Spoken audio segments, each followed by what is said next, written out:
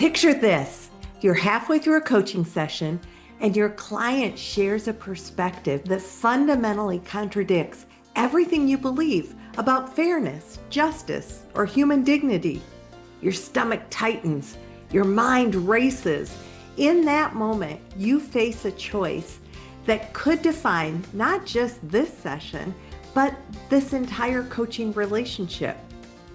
How do we respond when our deeply held beliefs collide with our client's worldview?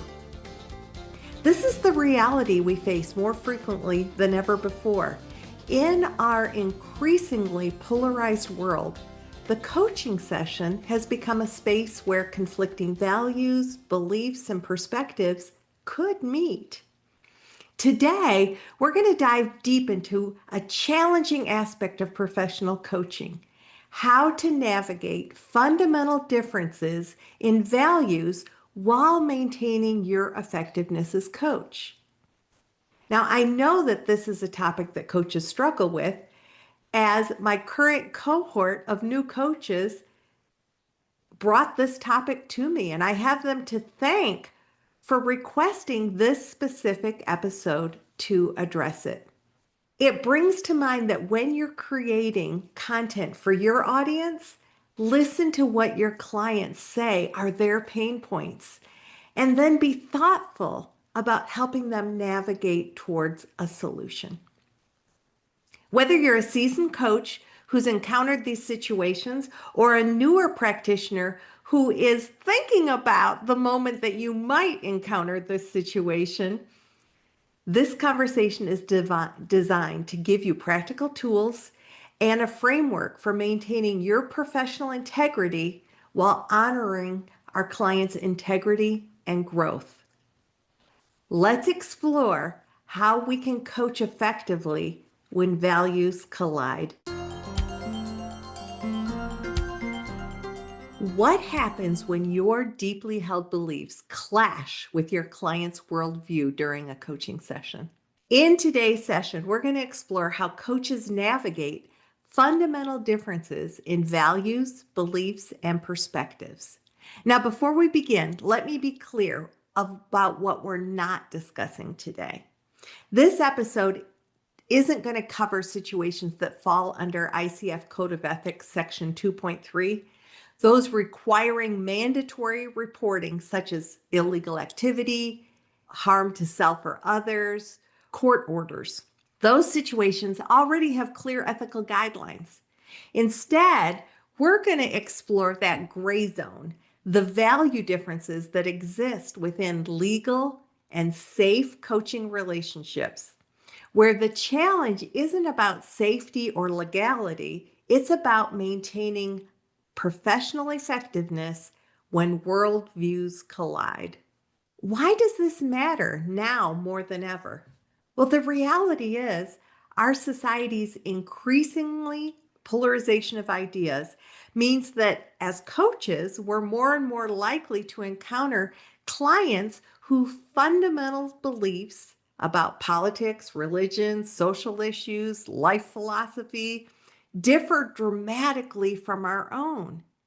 And these aren't surface level disagreements, they're deeply rooted differences that can trigger strong emotional responses and challenges in our ability to remain curious, present, and genuinely supportive of our clients' growth. So, throughout this episode, we're going to explore 4 key themes that can help you navigate these challenging waters, focusing on process over content to maintain coaching effectiveness, using curiosity as the bridge when perspectives diverge, developing emotional regulation necessary to stay present in the face of discomfort, and cultivating our own self-awareness to recognize when our values might be interfering with our client's journey. So let's start with just a foundational aspect of process over content. Coaching is about the client's agenda, not the coach's agreement with that agenda. If we lean into the ICF competencies in Embodies a Coaching Mindset 2.01, we acknowledge that clients are responsible for their own choices. Our role as the coach is to facilitate the client's thinking, not to judge their conclusions. We keep the distinction between coaching and other helping professions. That's in competency 1.06. Like in ethics, we honor and keep that distinction between coaching and other helping professions. So we're not there to advise or judge or consult. We are there to create a space for self-directed, self-determined change. Now, if we're hit with a conflict between what we believe in and what the client is working through, we're going to talk about how we can lean into process and how the process actually protects both the coach and the client. When we realize that we're not there to direct the client, the power of staying curious about what is the client's view? What do they believe to be true? What's their reasoning, rather than getting caught up in the content itself. Now, our job as a coach is to balance support and challenge. So in support, we're gaining understanding. In the challenge, we're asking questions that widen perspective. But that widening perspective is not necessarily so that the client agrees with us.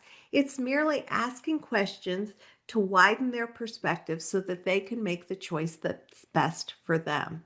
And in fact, when there are value differences, it might actually enhance the coaching relationship by allowing us to ask questions that are appropriate, that allow diverse perspective, and yet honor where the client is at. I also encourage you to use curiosity as your compass. Genuine curiosity transcends judgment and opens possibility. It's really impossible to be truly curious and judgmental at the same time. So once again, when we think about ICF competency embodies a coaching mindset, 2.09 talks about how we nurture openness and curiosity in ourselves, in our client, and in the coaching process. So if we're nurturing openness throughout the relationship, we're inviting client into exploration, but we ourselves are challenging ourselves to stay open and curious about what the client's putting on the table, not what we believe to be true. We can coach with neutral, that we don't agree or disagree. We're merely in that place of inviting the client into exploration. We also demonstrate curiosity throughout the coaching process, and we stay curious about the client's context, their experiences, and their reasoning. These are trust and safety and maintains presence. So we want to move away from, well, why do you believe that? First of all, the music to our words, our tone is very telling. So we want to keep a curious music to our words. What contributes to that reasoning? What's driving this for you? How does this connect to what matters to you most? We want to explore and invite the client into exploration. We want to be able to question so that the client goes into their depth, into their understanding of themselves. Questions like, what's most important to you about this position? Throughout that, we are looking through a place of understanding the client's identity, their environment, and the experiences that shape their views. In evoking awareness, we use curiosity to bring up new awareness, new insights rather than to create defensiveness. So that's setting the stage, how we're using curiosity in this place of colliding values. Now let's think about our own presence and our own emotional regulation. Now, this is a supplement to the episode that I've already done, episode 443, around using our emotional compass in coaching. So I really recommend that if you haven't listened to episode 443, you might listen to that as a supplement to this episode.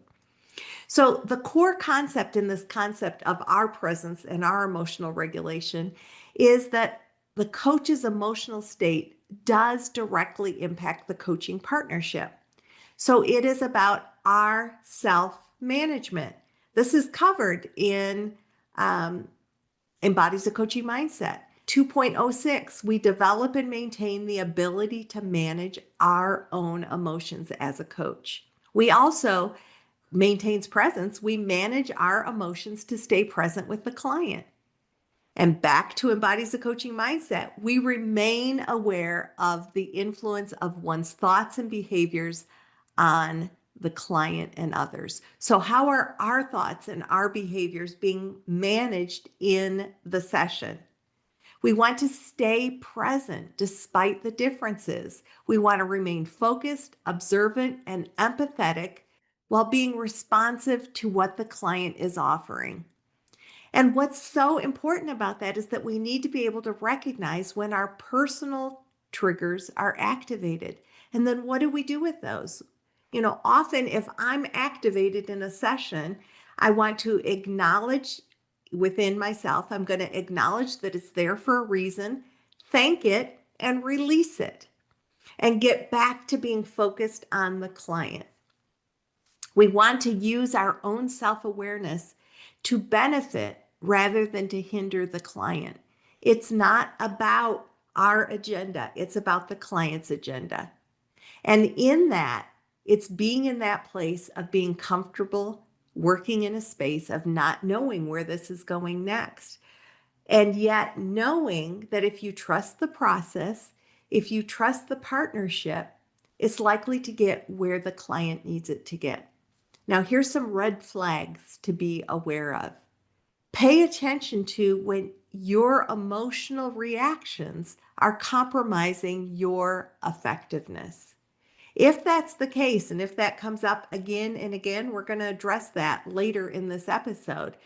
But a red flag is, am I having something coming up that's blocking my ability to be fully present with the client, to be curious, to even believe in their wholeness as a human being? So therefore, I want to once again lean heavily into how are we physically and mentally preparing for sessions? Are we releasing whatever we're carrying before a session into this session? I literally just got off of a mentor call right before this where somebody in the mentor group said, and this was so brilliant, one of the things that she does to mentally prepare for her coaching sessions is she doesn't watch the news for at least an hour before she coaches. She stays away from things that activate or trigger her in preparation for sessions. I would ask you, what do you need to do to mentally prepare and be ready to engage with a client in a session? Another thing that we are tasked with as coaches is the importance of seeking help from outside sources when necessary for ourselves. So do you have a coaching supervisor? Do you have a mentor coach? Do you have a peer group that you can work with or a mastermind? Where are you bringing your issues and being able to work them through in a community? That's one of the things that we do in the Star Coach community. So just be aware of how are you getting help from outside sources for your own self as a coach as you think about these issues. Now, it really begins with, let's look at the concept of client-coach compatibility and the boundaries that we set. The truth is, not every client is right for every coach. And that is absolutely okay. We want to be able to assess compatibility. When we're doing discovery calls, if in fact it's coming up for you in that discovery call that this client might not be the right client for you, it's okay to say, I might not be the right coach for you, or I believe I'm not the right coach for you. Now, it is perfectly appropriate and actually under Establish and Maintains Agreements, 3.05 says we partner with the client to determine client coach compatibility. So we're exploring what are the issues the client's bringing to the table. Do those align with our skills as a coach, our talents as a coach, our desired focus as a coach? Do an honest self-assessment. Can I truly serve this client's agenda? And if not, let's refer the client. If you don't know a coach or prefer not to choose a particular coach to, or even several coaches to refer to, the ICF has a directory. Most ICF chapters have directories. There are places you can use to refer clients to. There is a difference between being challenged by the content versus feeling unable to coach effectively with the content. Only you can make that determination, but give yourself the permission and the grace to be able to step into that space. I want to spend just a minute with you looking at ethical considerations. We're going to lean into the ICF Code of Ethics a little bit and just bring some things up that you might or might not be aware of. We talked about the fact that in section 2.3, there's a clear disclosure in our agreement about mandatory reporting requirements regarding illegal activity, harm to self and others, if we receive a court order. So establish those before the coaching even begins. Another element that the Code of Ethics brings up is section 3.5, where it says coaches must maintain fairness by being aware of their own biases and not discriminating based upon human differences.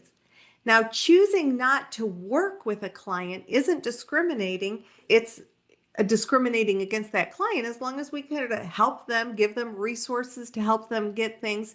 That is a choice that you have to make. But if you are working with the client, we're not going to discriminate or hold our bias over them. Think that they're a bad person, treat them differently. So those are things that you need to be aware of before you even step into a coaching agreement with someone. You also, in section 4.3, it talks about when value conflicts the impact of your coaching effectiveness.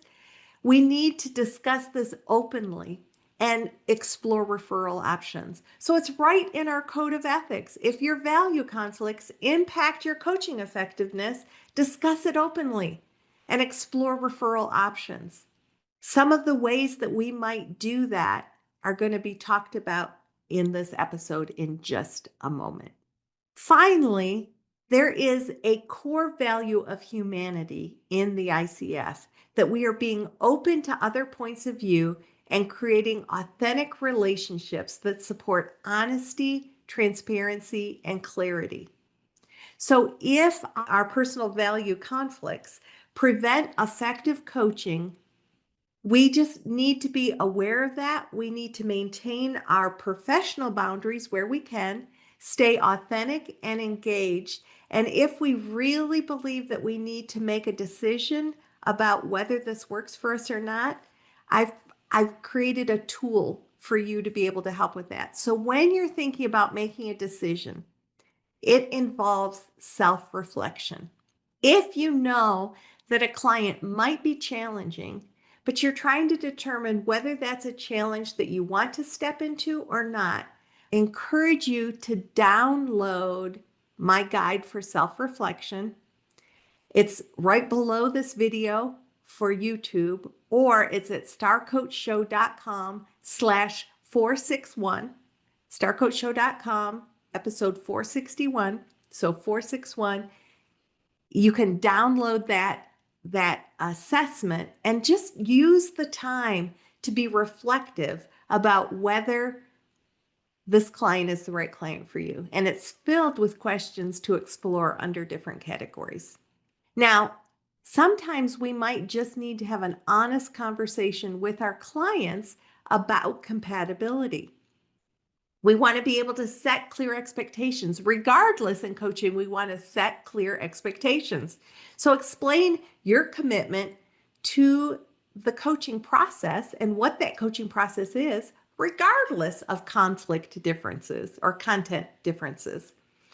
You want to clarify that coaching is about their agenda and it's not about changing their mind. And you need to remind yourself of that as well. You can discuss how to handle situations where personal reactions might arise and establish within the agreement what you'll do if compatibility becomes an issue. When you're having that discovery call, if in fact you feel very strongly about a particular issue or working with a particular industry, do your homework in advance. And if in fact there is a particular industry that you prefer not to work with and your client comes from that industry or your prospect comes from that industry, then decline the discovery call. Decline that opportunity because it just might not be the right opportunity for you and the client. If you're in the coaching relationship and tensions arise, we want to be able to be transparent and authentic with our clients. So you might note something like, I'm noticing something in our dynamic today, and I think we need to address it. I found myself having a strong reaction to bring something up. This is about my response and not your content. And I wanted to check in to see how this is landing on you or what happened for you. We want to be able to use our language effectively without judgment or criticism if, in fact, we are acknowledging that something is getting in the way of us being effective. Things like, I want to pause and check in on how we're working together. Or, I'm noticing my own reactions might be interfering with my presence. Let's talk about this. Or, how are you experiencing our coaching relationship around these topics? If you really believe that your effectiveness is compromised, I would encourage you to have a direct but caring approach. I've been reflecting on our sessions, and I'm concerned that my perspective might be getting in the way of serving you as effectively as you deserve. And then you might move into a referral conversation. You might ask them, what's your experience been? You might point out some of the specific patterns of behaviors that you're noticing or patterns of engagement. Now, it's always important our language matters. So you own your experience. This is about my limitations, not your goals. Or I'm recognizing that I might not be the best coach in this particular area. My reactions are interfering with my ability to be fully present with you. Let's be collaborative in our language. Things like, let's figure out together how to serve you best. What might you need from a coach to feel fully supported in this? Or how can we determine if this partnership is working best for you?